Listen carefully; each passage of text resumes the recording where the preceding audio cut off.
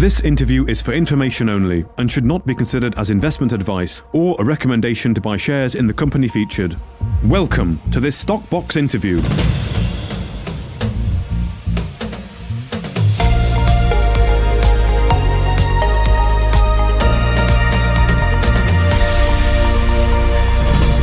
Joining us today is Paul Johnson, the CEO of Power Metal Resources, following news from the Ditau project.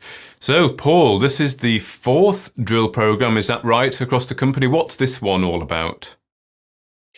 Yes, Mark, good morning. It's the fourth that's underway at the moment. This is rare earths focused, so a new one.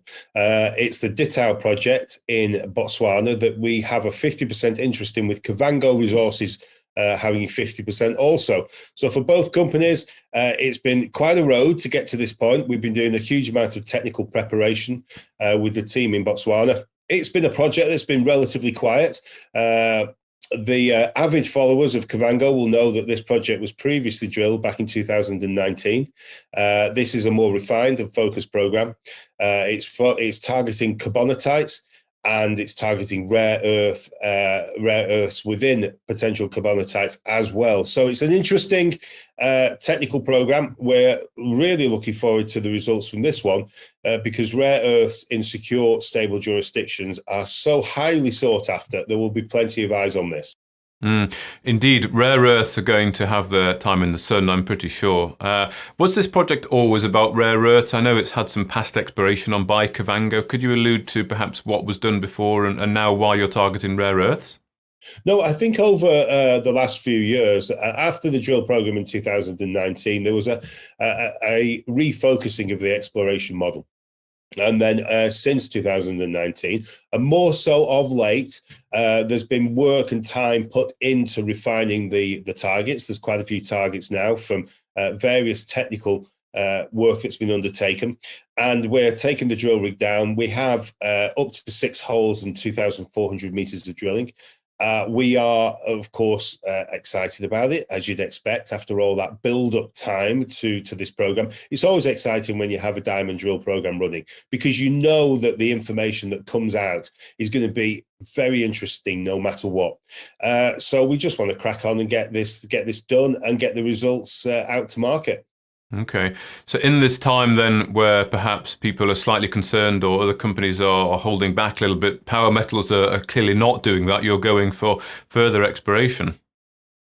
Yeah, well, we made a promise, and that was that we would proactively, aggressively explore our business interests around the world, and that's what we're doing. All of our projects coming in all get first stage exploration, and that's we've done as a matter of course. All the way through. And some of the projects are now moving into phase 2 exploration, and that's great. But you build the value in these projects by doing work on the ground. You can have a piece of land that you think is prospective, but you really need to confirm metal prospectivity and do this extra work. Now, some of that's at surface, which is great because it's very cheap to do it. And some of it is with drilling deeper targets, as we have with Ditau, as we had with Malopo. And there'll be plenty of other deep drilling with the Australian projects that we have, with Walal project in Western Australia, and we're prepared to do deep drilling as well. So we cover the full spectrum, Mark, of surface-based exploration through to using special techniques to identify deep undercover targets, and we are prepared to go for it and to drill those deeper targets, and that's where your big discoveries will come from. Okay. Well, we talk quite a lot, Paul. We talk a lot about the exploration that's going on at Power Metal Resources, but I want to go on the mantra of show me, don't tell me. So when would you be able to show me and the market some let's say, fruits of your labour or, results of the work? When we're going to see something tangible? That's a good point. And lots of shareholders raise this. I raise this, of course. Within the business, I'm looking for tangible results. In fairness, in difficult market conditions, as we've had in the last year or so in particular, you can release very good results and they tend to go unnoticed. And we need to make sure we reinforce the historic successes we've had. Bonanza Silver at Silver Peak, nickel sulfides in Malopo. There's been so much work that's done that in a normalized market or a positive market would be sending our share price flying through the roof. However, we've got multiple programs that are going to deliver results to market in the coming weeks. And you can see that with the Tati project in Botswana, the Haneti project in Tanzania, the Victoria Goldfields drilling that we've been undertaking, and now with Ditau coming along as well. Fortunately, we have our AGM and separate general meeting tomorrow. So there is, a corporate progress that we need to report on as well.